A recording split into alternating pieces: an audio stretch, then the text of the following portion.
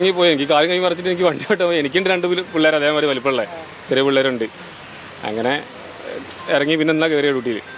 അപ്പൊ തന്നെ ബസ് നിർത്തി പോയതാണ്. വേറെ ഡ്രൈവറെ കയറി പോയി.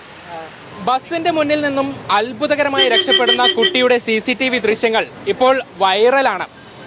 കോഴിക്കോട് കൊടിയത്തൂരിലാണ് ഈ സംഭവം നടന്നത്. ഇതിൽ ആ ബസ് ഡ്രൈവറുടെ സംയോജിതമായ ഇടപെടലാണ് വലിയൊരു അപകടം ഒഴിവാക്കിയത്, ആ കുട്ടിയുടെ ജീവൻ രക്ഷിച്ചത്.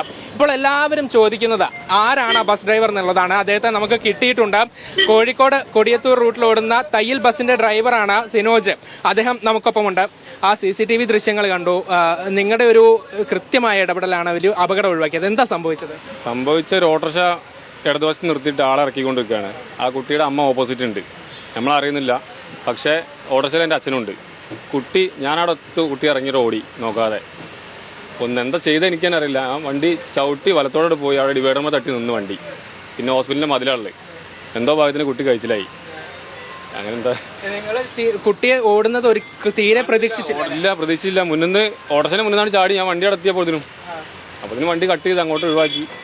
അതില് ഇപ്പൊ ആളുകളൊക്കെ പറയുന്നത് 2 ദിവസം ബസ് എടുക്കാൻ പറ്റാത്ത ഒരു സ്ഥിതിയായിരുന്നു. അന്നേരം ഇറങ്ങിപ്പോയി. എനിക്ക് കാര്യം കൈ മറിച്ചിട്ട് എനിക്ക് വണ്ടി ഓട്ടോ പോയി. എനിക്കുണ്ട് രണ്ട് പിള്ളേർ അതേമാതിരി വലിപ്പമുള്ള ചെറിയ പിള്ളേരുണ്ട്.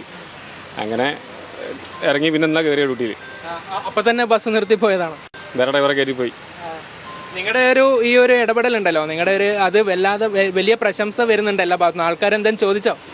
കുറെ കോള് വരുന്നുണ്ട്. ആ കോളൊന്നും എടുക്കില്ല, ഡ്രൈവിംഗിലാണ് എടുക്കാൻ വയ്യ. ഞാൻ എന്നാ വീഡിയോ വൈറലാക്കി പുറത്തേക്ക് വിട്ടേ, ഗ്രൂപ്പിലിട്ടത്. കാരണം വെള്ളിയാഴ്ച സംഭവിച്ച സംഭവമാണ്. ശനിയാഴ്ച കിട്ടി വീഡിയോ. എനിക്ക് എൻ്റെ ഫ്രണ്ടിൻ്റെ ഷോപ്പിൽ നിന്ന് വീഡിയോ കിട്ടി എനിക്ക്. പക്ഷേ ഞാൻ പുറത്തേക്ക് വിട്ടില്ലായിരുന്നു. ഇന്നെല്ലാവരും പറഞ്ഞാൽ വിട്, കാരണം രക്ഷിതാക്കൾ കാണട്ടെ എന്ന് പറഞ്ഞിട്ട്, കുഞ്ഞുങ്ങളായിട്ട് നടക്കുന്ന രക്ഷിതാക്കളുണ്ടല്ലോ, അവർ കാണട്ടെ പറഞ്ഞിട്ട് വിട് കാരണം. അപ്പോൾ അങ്ങനെ ഗ്രൂപ്പിലിട്ട് അങ്ങനെ പോയതാ. ശരിക്കും അത് ശ്രദ്ധിക്കേണ്ട ഒരു കാര്യം കൂടിയാണല്ലോ രക്ഷിതാക്കൾ പറഞ്ഞതുപോലെ. അതെ ശ്രദ്ധിക്കണം. രക്ഷിതാക്കൾ നോക്കണം.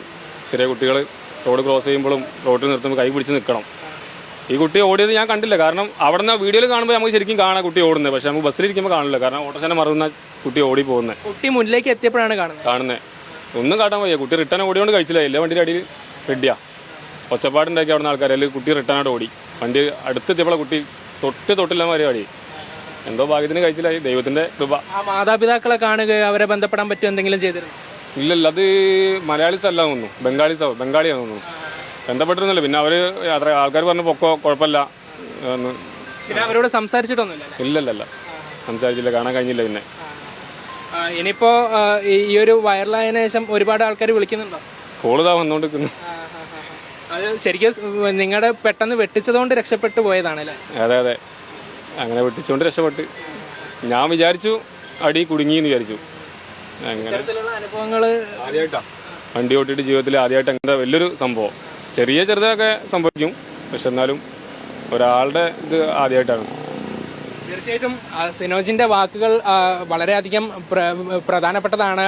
രക്ഷിതാക്കൾ കൂടെ ഈ വിഷയത്തിൽ ഈ ഒരു ദൃശ്യങ്ങൾ മുന്നറിയിപ്പാണ്. പ്രത്യേകിച്ചും ആ കുട്ടി പെട്ടെന്ന് അവിടെ നിന്നും കൂടെയുള്ള മുതിർന്നവരുടെ കൈവിട്ട് ഓടുകയായിരുന്നു. അങ്ങനെ ഉള്ള കുട്ടികളെ കൃത്യമായി ശ്രദ്ധിക്കണം എന്നുള്ള ഒരു മുന്നറിയിപ്പ് കൂടെ ഈ ദൃശ്യങ്ങൾ നൽകുന്നുണ്ട്. ഏതായാലും സിനോജിന്റെ ഈ ഒരു ഇടപെടൽ അതിന് വലിയ പ്രശംസ വരുന്നുണ്ട്. പല ഭാഗങ്ങളിൽ നിന്നും ആളുകൾ സിനോജിനെ വിളിച്ചുകൊണ്ടിരിക്കുകയാണ്. ക്യാമറ പേഴ്സൺ ജേസൽ ബാബു പിലാശ്ശേരിക്കൊപ്പം നന്ദഗോപാൽ, മീഡിയ 1, കോഴിക്കോട്.